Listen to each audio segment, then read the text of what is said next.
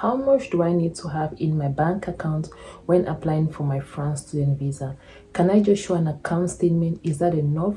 Or must I put the money into a blocked account like it is done in Germany? What is the exact amount of money I'm expected to have into my bank account when applying for a France student visa? In this video, I'm going to be sharing with you also various ways in which you can show proof of funds when applying for your France student visa, and also some mistakes you should avoid. So there are various ways in which you can show proof of funds when applying for your France student visa. If you're applying for your France student visa, it is a long stay visa, so you also want to make sure that you can be able to show some source of finance to sustain yourself with your living expenses. At least a minimum of about 615 euros. You should have this coming into your account on a monthly basis.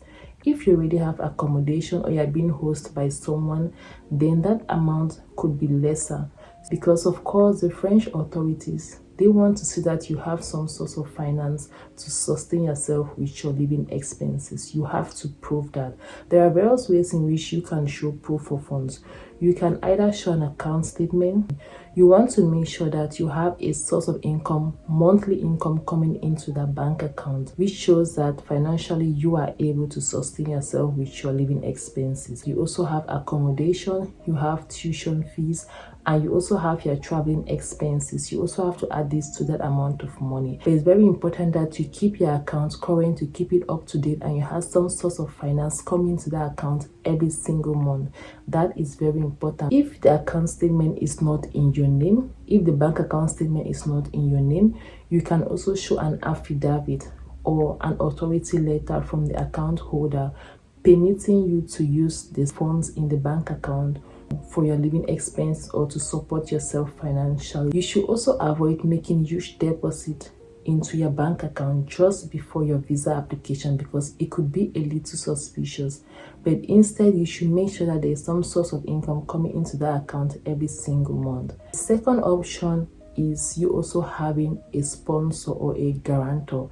So it could be a spouse, it could be a sibling, it could be a legal guardian, a parent who has taken a responsibility to support you financially with your living expenses in the course of your studies. So you have to choose a guarantor who is able to prove that he or she has sufficient and reliable source of income, because of course you have to show proof of your guarantor's account statement or of your sponsor's account statement. So that is very important.